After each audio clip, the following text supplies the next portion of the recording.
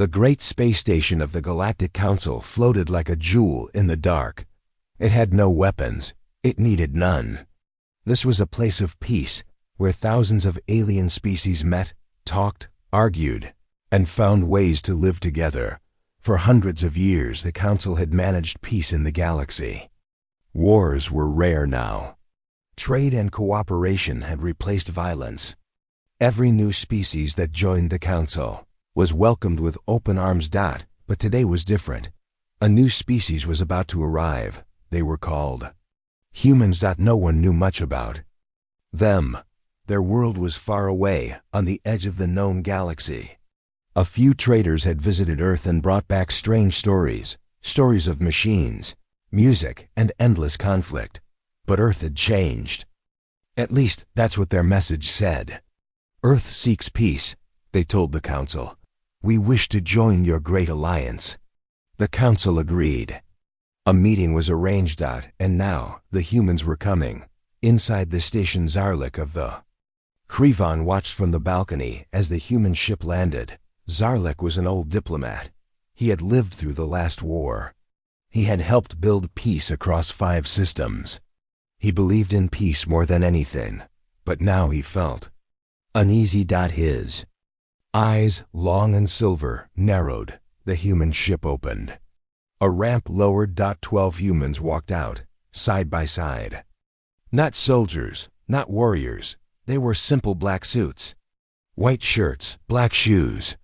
Some had black glasses. They carried no weapons, no tools, no machines. Just papers, small briefcases, and quiet smiles. They do not bow, hissed a lizard-like ambassador nearby. They do not even look impressed, whispered another. Zarlik said nothing. He kept watching. Something was wrong. Something was not normal. The human delegation, the human leader, stepped forward.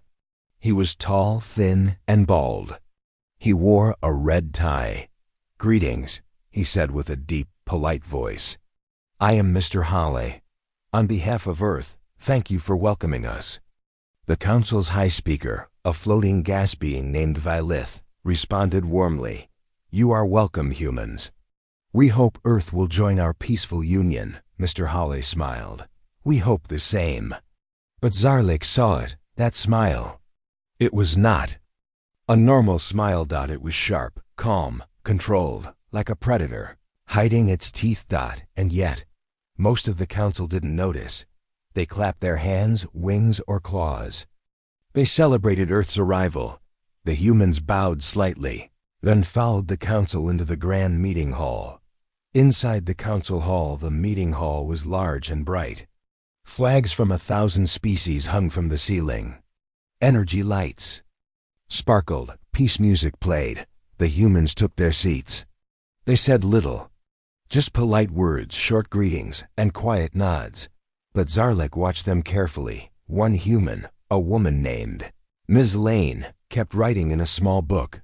Another, Mr. Ford, kept adjusting something in his ear. And Mr. Hale, he just kept watching everyone. Taking in everything. The questions. Begin. The Council asked the humans the usual welcome questions. Vilith asked, Does Earth believe in peace? Mr. Hale, yes. A bird creature asked, Will Earth follow our laws? Mr. Hale, of course. A whale being asked, Does Earth seek friendship? Mr. Hale, absolutely. The answers were perfect. Too perfect. Every answer was smooth, short, and clear. No mistakes, no emotions. Just facts. Zarlik finally stood up. His voice was calm, but strong. He said, What does Earth offer to the Council? Hale smiled again. Understanding. Law.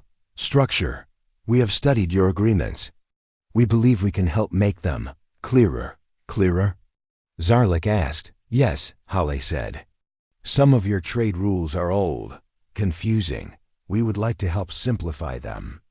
Make them fair. Make them safe. Safe? Zarlik felt his stomach tighten. No one ever used the word safe in politics. That word belonged to soldiers. A private conversation later, during a short break, Zarlik met another ambassador in A quiet hall. She said Earth would make things safe. Zarlek said. Safe is good, the other replied. Zarlek shook his head. Not when it's said by a smiling predator. You're imagining things, the other alien laughed. They have no weapons. Zarlek looked out the window at the human ship. No, he said quietly. They brought something worse. The whispering, a quiet corner of the station. Two humans stood alone. Mr. Ford and Ms. Lane. They thought no one was listening. But Zarlek had placed a small sound beetle near the wall. He listened. Ford whispered, They like us. They really like us, Lane replied. They trust us. Good, said Ford. Let them. They'll hand us the keys. Lane smiled. And we'll write the rules. Ford nodded. They won't know what hit them. Zarlek froze. This was no peaceful visit. This was a quiet invasion. The meeting ends back in the main hall. The humans gave a short speech. Mr. Hawley thanked the council. He praised peace. He spoke of unity. And then he ended with a strange line.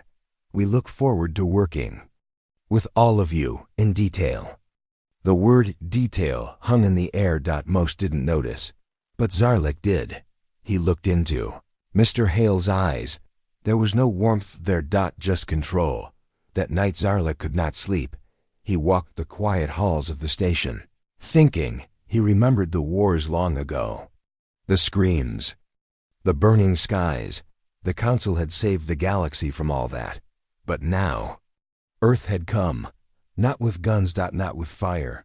But with smiles, papers, plans, and something worse than war. Strategy. Zarlek knew what he had seen. The humans were not here to join. They were here to take control. Final scene. The warning the next day. Zarlek sent a secret message to his homeworld. Message title. They are smiling. Message body. Earth has joined the council. They say they want peace, but I have seen their eyes. I have heard their whispers. These are not peaceful beings. These are predators. And they wear ties. On most council worlds, showing teeth is a threat, a warning, a sign that violence may come. Next, but the humans, they smiled, a lot. And when they smiled, they showed their teeth. The council members didn't understand at first. Are they trying to scare us? A bird-like ambassador asked. No, a lizard being replied. They say it means they are happy. Happy? The bird hissed. They look like they want to eat us. A private lesson ambassador. Zarlek sat in his quiet room, reviewing recordings of the humans, smile after smile, teeth after teeth. Calm, soft voices behind sharp grins. He had read Earth's history in secret. Wars, takeovers, traps made with words. They smiled in photos before invasions. They smiled in meetings before betrayals. And now they smiled here too. A knock came. One of the humans, Ms. Lane, had requested a private talk. Zarlek agreed. He needed to see them up close. The conversation, Ms. Lane entered alone. She sat calmly, hands folded.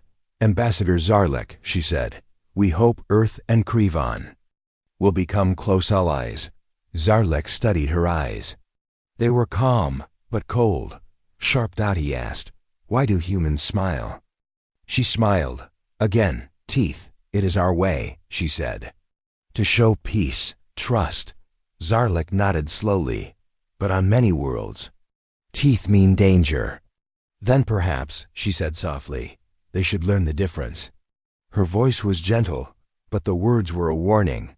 Zarlek said nothing. But inside, he was certain. The humans smiled to confuse, to hide the sharpness behind the soft.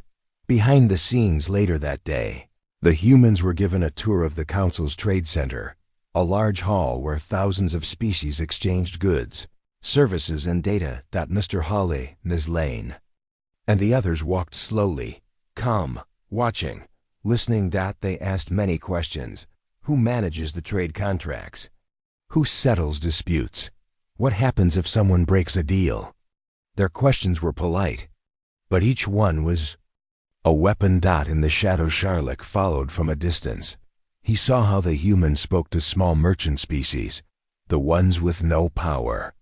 The ones the council usually ignored. Humans shook their hands, promised help, offered advice. One small trader, a jelly being named Grawl, came to Zarlik after the meeting.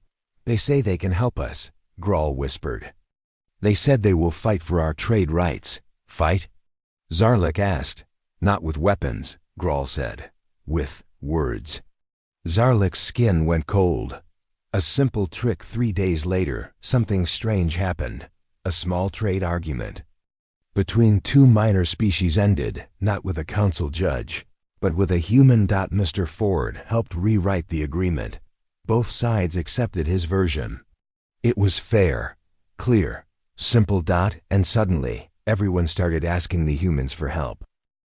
The new popular ones, the humans, became very popular very quickly. They helped write new deals. They helped solve fights. They smiled the whole time. Alien merchants loved them.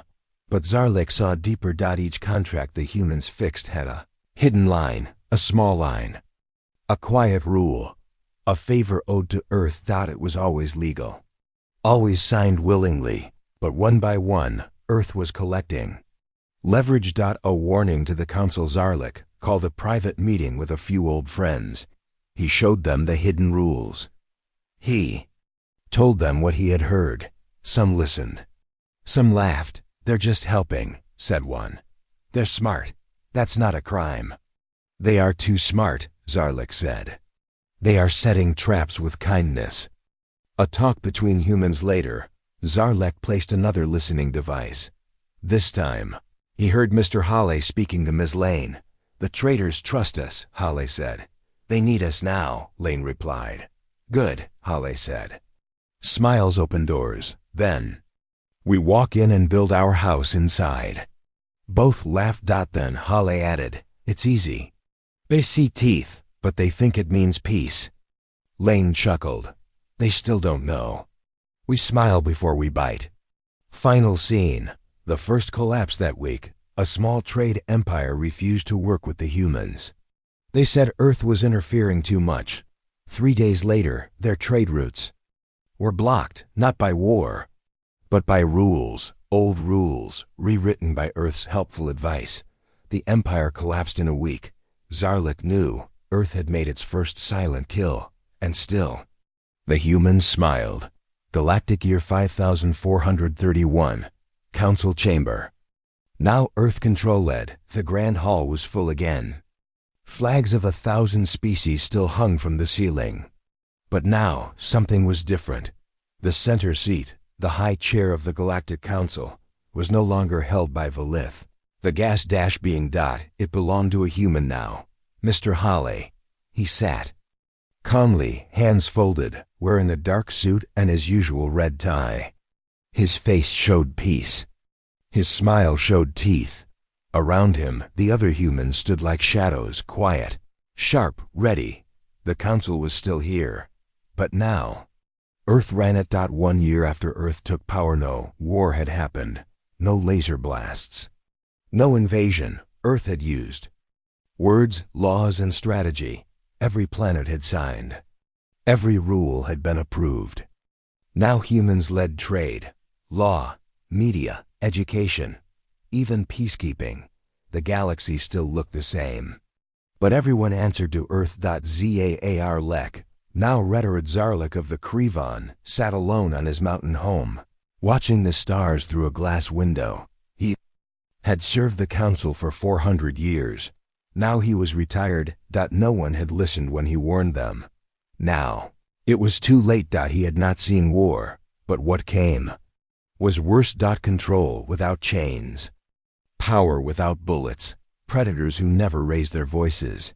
Just humans who smiled and changed the galaxy with signatures and speeches. A new species is invited back at the council. The meeting began. A new species had arrived in the galaxy. The Oravi. Gentle plant beings from a quiet system. Peaceful. Curious. They were invited to the council. Their ship arrived. They stepped out, nervous, hopeful, and standing to greet them were the humans, not an armored. but in perfect suits. Smiling. The human welcome Mr. Hale stepped forward. Welcome, Oravi. Earth speaks for the council today. One of the Oravi asked, Are you dangerous? Mr. Hale smiled. No, we are diplomats. The Oravi hesitated. And what happens if we break a council rule? Mr. Hale's smile widened, just a little too much. We believe in peace, he said, but we are very good at rules. Zarlek's last message on his final night. Zarlek recorded one message. He sent it to the next generation of Krivon diplomats. We feared the wrong things. We prepared for ships, guns, and war. But Earth didn't come with weapons. They came with briefcases. They came with lawyers. They came with smiles. Remember this, some predators don't hunt with teeth. Some sit at tables and rewrite the world. The human century begins as the stars turned above. The galaxy kept spinning. Trade grew. War vanished. Order ruled. The council was stronger than ever, but Earth sat at the top. And behind every peaceful solution was a quiet human whisper, a contract, a deal, a smile. The galaxy had invited peace. Earth answered with predators. Wearing ties, the new contract in the grand chambers of the trade circle. Hundreds of species gathered to witness something rare, a full trade rewrite. The humans had offered to help fix old, broken rules. Their proposal was called the Fair Exchange Act, Earth Edition. It was long, detailed, filled with helpful clauses. It promised better protection for small merchants, fair punishment for fraud, faster settlement of disputes, clear limits on fees and taxes. The aliens clapped. Many cheered. And one by one, they signed. Mr. Hale's smile. Mr.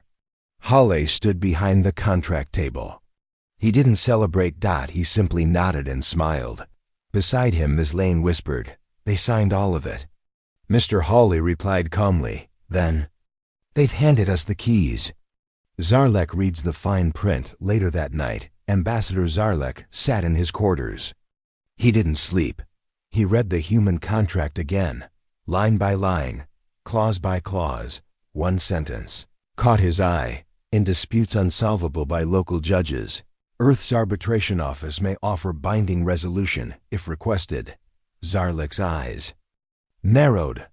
That meant humans could now act as judges for any argument. And another line, data sharing between Earth and partners is assumed unless declined in writing. Default sharing. Quiet spying. And finally, Earth legal agents may help enforce council rules if local enforcement is slow or compromised. That meant humans could now send their people into any system legally to help. Zarlek's blood ran cold. This wasn't a contract. It was a takeover, hidden in kindness. First use of power only 6 days later. A problem started between two merchant species, the thin-winged Vel and the mountain-sized Arga. And they argued over minerals. The local court failed to respond in time. So the humans stepped in, as allowed by the new agreement. Mr. Ford arrived with 3 black-suit Earth lawyers. He listened. He smiled. Then he rewrote the deal. The Vel got what they wanted. The Argan had no choice but to agree. Earth's contract had power. Earth's version was now law. The Council begins to depend on Earth. In just 3 weeks, Earth solved 11 trade disputes. In 1 month, 52. They were fast, efficient, clean. The council members were amazed. We've waited years for this kind of order, said one ambassador. They're saving us, said another. Zarlek remained silent. He saw the pattern. The council wasn't saving time. They were giving up control. The human office Grows Earth was given permission to open its own permanent legal office inside the council station. Staffed by 50 humans, open 24 hours. Every case filed also went to them. At first, it seemed harmless. Then, decisions started changing. If you wanted your case to move fast, you had to get Earth's approval. If Earth disagreed with a decision, They rewrote it using fine print. The pressure begins. Merchants who refused Earth's advice suddenly faced problems. Slow shipments, trade errors, missed payments, nothing direct. Just delays. Mistakes. Confusion. Until they accepted Earth's legal help. Then everything became smooth again. Zarlek speaks again, but no one listened. Zarlek called another private council session. He brought documents, evidence, testimonies. They are not helping, he said. They are replacing us, quietly. But the council was tired. They wanted solutions, not speeches. Zarlek, said a jellyfish-like speaker, they've solved more problems in a month than we did in a year. They are taking control. Zarlek replied. The room was silent. Then someone whispered, maybe that's not such a bad thing. A human success story. 1 month later, a small mining planet named Gresha signed a full Earth trade deal. Earth would now write their contracts, train. Their judges handle disputes, set price limits. Gresha is safe now, said the planet's leader. But Zarlek saw the truth. Gresha was not safe. Gresha was owned legally, quietly, and fully by Earth. Final scene.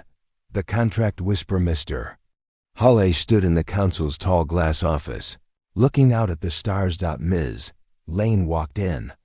All major sectors now use our agreements, she said. Halle nodded. Good. And more systems are asking for Earth-trained lawyers. Halle smiled. That's what they wanted. Lane asked, what happens when they realize? Halle didn't look away from the stars. They won't, he said, because they're not reading the fine print. Dark corners of the galaxy had changed. Earth had not fired a single weapon. Yet now they controlled law, trade, and peacekeeping in more than 70% of the council systems. Some species still believed in freedom, but they were afraid to speak, because every voice against Earth vanished quietly. The Whisper Group on a quiet asteroid belt near the edge of council space. 6 beings met in secret. They were old diplomats, traitors, and system leaders. One was a small insectoid from Akka. One was a soft-skinned scholar from the and one was Zarlek. He had left retirement. We are the last ones who remember the old way, he told them. We are not soldiers, one said. No, Zarlek replied. But Earth is not using weapons either. We fight them with truth. The plan. They formed a network, WhisperNet. It had one mission: to secretly warn systems before they signed Earth's contracts. They sent messages in old dead codes. They printed hidden warnings inside legal books.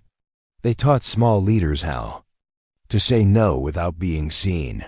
But they had to be careful.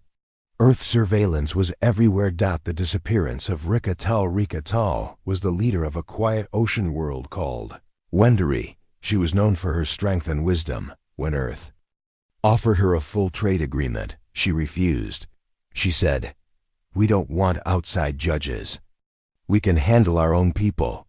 The next day, her communication lines broke. Her planet's trade ships were flagged for technical review. 3 days later, she disappeared. The council report said she resigned due to illness. But WhisperNet knew better. She had been silenced, not by guns, but by paperwork, rules, and pressure. WhisperNet gained support. More small systems began listening. They removed Earth clauses from their contracts. They asked for neutral judges. They stopped sharing all their data. These were small acts. Quiet acts, but they slowed Earth's grip. The humans noticed. Earth's new tactic, smiling pressure. At the next public council event, Mr. Hiley stood before the galaxy. He looked calm, charming. We believe in unity, he said, but unity needs structure. Then came his warning, hidden as kindness. Those who stand apart will, of course, still be welcome. But naturally, their access to protection, trade deals, and justice may be delayed. In other words, join Earth, or be alone. Zarlek's counter-speech. Zarlek took the stage next. He stood tall, old, slow, but his voice was clear. No law should be written by only one world. No peacekeeper should answer to just one flag. We must not trade freedom for comfort. The crowd was silent. Some clapped. Most looked away. They were afraid Ms. Lane takes action later. In a private room, Ms. Lane met with 3 silent council members. She smiled. There are whispers. She said the members nodded. We will find them, she added, and show them the price of disunity. The others said nothing. They knew what that meant. The first leak but WhisperNet had a plan of its own. They released a hidden document, one of Earth's internal reports. It showed Earth's goal. By galactic year 5432, Earth will aim to control 90% of council decision-making through contract authority. It was signed by Mr. Hawley. The leak spread like wildfire. Some denied it, some panicked, but everyone now saw the truth. Earth was not a partner. It was becoming a ruler. A choice for the galaxy. The final scene. 2 young alien diplomats, one from the Flarn, one from the Va, sit in a ship. They hold 2 contracts. One from Earth, clean, fast, strong. One from WhisperNet, slow, risky, honest. One diplomat says, "The Earth contract will make our lives easier." The other replies, "Yes, but what will we lose?" The screen fades to black as they sit in silence. The broadcast that shook the stars across 200 systems. The message appeared at the same time. Screens flashed. Holowalls lit up. Even private channels were breached. It was a face, young, sharp-eyed, calm. Her name was Isla Saren, a half-human, half-Tauran woman, unknown, unranked. She looked into the lens and said, "You don't need to fight Earth with ships. You just need to read what you're signing." Then, line by line, she explained Earth's real contracts, how Earth judged its own cases, how it rewrote old laws, how it took full data access by default, and how every system was slowly losing. It said the message lasted just 4 minutes, but it traveled through every defense Earth had, and it couldn't be stopped. Who was Isla Saren? No one knew her before. She wasn't a council leader. She wasn't part of WhisperNet. She wasn't rich or famous, but she had spent her life working in a small law office near the edge of council space. Her father was human. Her mother had been erased by Earth's economic correction program. She read every contract, every clause. She knew what Earth was doing and how to show it. Earth responds, Mr. Hale was calm. Too calm. She's just a small voice, he told the council. Emotional, unstable.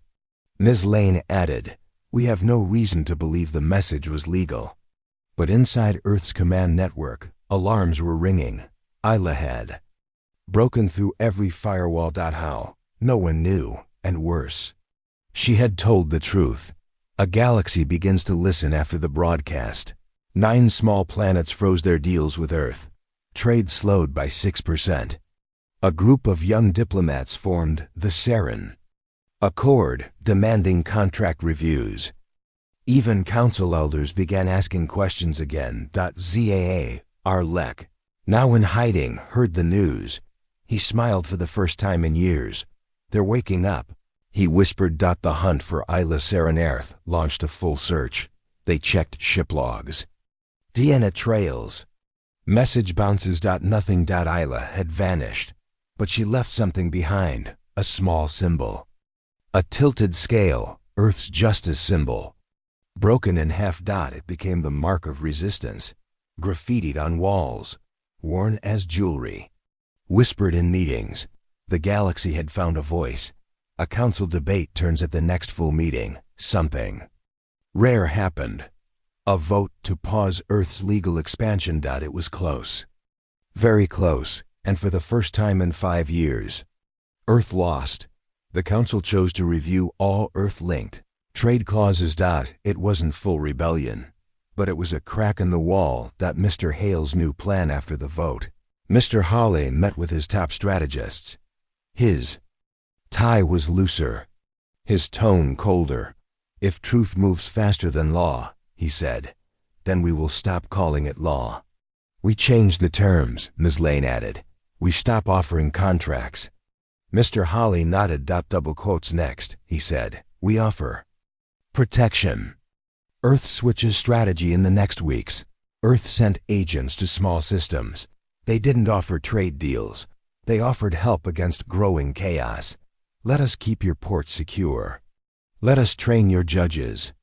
Let us fix your weak systems. They no longer waited for contracts. They arrived first. And the systems. Let them in. Isla speaks again, briefly, just before the cycle ended.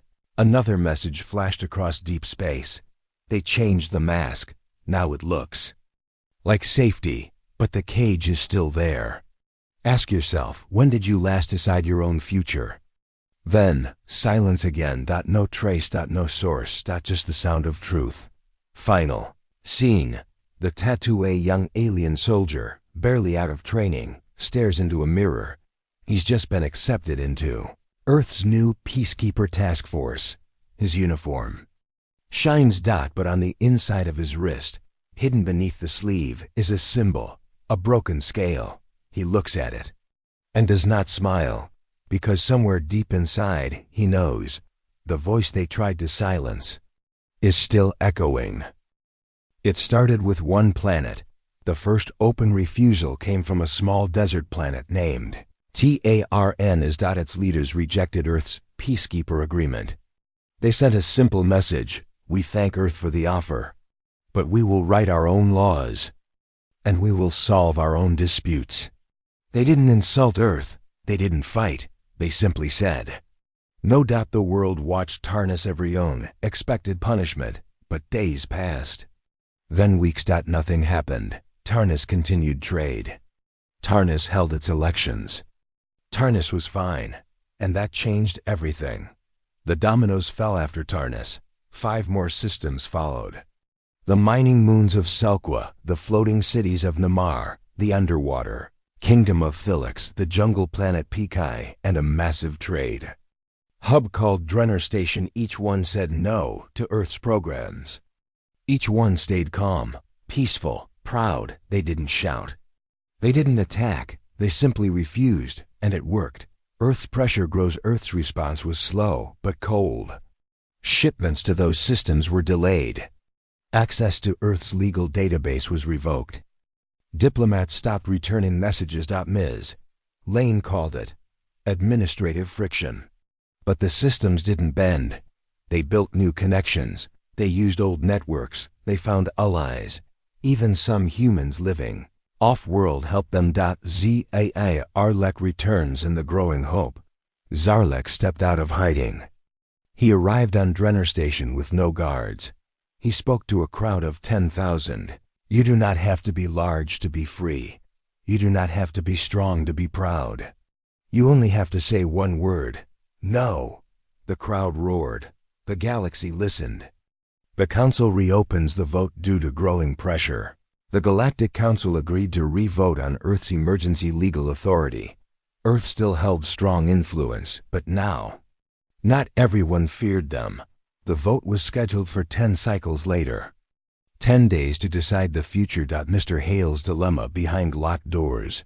Mr. Hale met with Earth's highest officials. They were losing grip without a single war. He stood by the window, looking at the stars. They're not rejecting our laws, he said. They're rejecting our shadow, Ms. Lane spoke up. Shall we push harder? Hale replied. No, he paused. Then, we try one last offer, not control, but unity, something big. Earth's final offer. Earth sent a message to all systems. Let us unite, not under law, but under purpose. A new council where Earth joins as a guide, not a ruler. A seat shared with systems brave enough to lead with us. Many called it fake, a trick, a cover, but some were tempted. Even Drenner Station considered it. The systems meet together. The 6 no systems held their first private summit. 6 leaders, 6 styles, 6 goals. But one idea. If we accept Earth's offer, we gain a seat. If we don't, we stay free. What do we want? They debated all night. Isla Saren returns, briefly again just before the summit ended. Another message blinked through their private feeds. It was Isla Saren, you already have a seat. It's called your planet, your sky, your name. Don't trade it for a bigger table. No signature. No trace. But it was clear. Final scene. The vote in the summit, all 6 leaders stood together. They didn't vote with hands. They didn't sign papers. Each one looked at the other and nodded. 6 silent nods. 6 firm hearts. 6 systems. Choosing something stronger than safety. They chose freedom. The trial no one expected. For over 10 years, Earth had changed the shape of the galaxy without firing a single weapon. They offered peace, order, and contracts. But now, the very council they once influenced had called them into trial. Not a war trial. Not a crime trial, but a political trial. The first of its kind in the galaxy. Earth would stand before every major system and answer one question. Has Earth used its power to unfairly control the galaxy? The accusers stepped forward. 6 planets led the charge. Tarnus Selqua Drenner Station, Namar Thilix. Pikayak System sent its leader. They came not with anger, but with facts. Zarlek, now seen as a voice of reason, was the final speaker for the group. His message was clear. Earth promised peace. But peace without choice is just another kind of war. Earth's defense Earth sent Mr. Hulle to speak. He wore his famous dark suit. His voice was smooth. His words were sharp. He said, "We brought structure. We reduced conflict. We offered help, not force." He showed data, less crime, more trade. Safer routes. He ended with a smile. "We did not take control. You gave it, because it worked." Witnesses speak, then came the testimonies. First, a young diplomat from Wendory. She cried as she spoke. "My leader refused Earth's plan." The next week, she disappeared. Earth said she was ill. We never saw her again. Then, a lawyer from the desert moons. He held up a contract, pointing to a line in red. Earth wrote this clause. It says Earth can cancel our laws at any time. We never saw that line when we signed. Finally, a traitor from Thilix. Earth told us we'd get help. Instead, we got rules, judges, agents, and scanners watching our every move. The room reacts at first. Many council members sat silent. Then whispers turned to questions. And questions turned to anger. Some said, "Why didn't we read the fine print? Did Earth trick us? Were we fools to trust them?" Others still defended Earth. A leader from Varn Prime stood and said, "Earth saved our planet from collapse. We owe them more than we can repay." The room was divided. Isla Saren's surprise message, just before the final day of the trial. All screens in the chamber blinked. Another message from Isla Saren. Her face was calm. Her voice was clear. "I am not your hero. I am not a leader. I just read the papers Earth didn't want you to read." She then showed a file, real and verified. It was Earth's internal goal paper from 20 years ago. Objective, quietly control 90% of council law by 5432. It had Mr. Hale's signature and Ms. Lane's. Silence filled the chamber. Even Mr. Hale's face tightened for a moment. The council judges speak. There were 12 judges, each from a different species. Each neutral. They had watched every moment of the trial. After 3 days, they stood. Their leader, an old aquatic being named Jura Sal, spoke slowly. Earth did bring peace. But peace built on silence is not true peace. We find Earth guilty of using influence as a hidden weapon. Then came the shock. Jura Sal added, "But we do not punish them." The room gasped. A new kind of justice. Jura Sal raised her hand. "Punishment is what Earth would have done. We offer something better. Limits." She read out the new judgment. Earth loses all special contract rights. Every system may review and cancel old deals without penalty. A new Galactic Review Board will be created, with no Earth seat. Earth may stay in the Council, but only as one voice among many. It wasn't exile. It wasn't revenge. It was balance. Mr. Hale's reaction, Mr. Hawley stood and nodded once. He said only, "Understood." And then he left, quiet, controlled, but behind his eyes, something had changed. Back on Earth, when the news reached Earth, the people were split. Some felt shame. Others felt rage. Many asked, why didn't we know what our leaders were doing? Were we the bad guys? In the streets of New Geneva, a protest formed, but it wasn't angry. It wasn't loud. Just thousands of humans standing in silence, holding one thing, a broken scale. The symbol of truth. Miss Lane's secret meeting in a cold room beneath Earth's Hall of Order. Ms. Lane met with a hidden group, businessmen, officers, silent leaders. She spoke plainly. We were defeated by information, not armies. One man asked, do we rebuild? She looked up. No, we learn. And that was more dangerous than war. Zarlek's last words, far away, in the quiet garden of Drenner Station. Zarlek gave a final interview. He sat on a bench, slow and tired, looking at the stars. A young reporter asked, do you think Earth will try again? Zarlek smiled weakly. Maybe, maybe not, but now. The galaxy knows to ask why before it says yes, and that might be enough. Final scene, a council rebuilt months later. The council met again, this time under a new charter. No single world could hold more than one seat. All deals had to be public. And the first speaker of the new term? A young half-human woman with a calm voice. Isla Saren. She looked at the room and said, let us begin not with fear, but with questions. The room stayed silent. And then, one by one, every system nodded.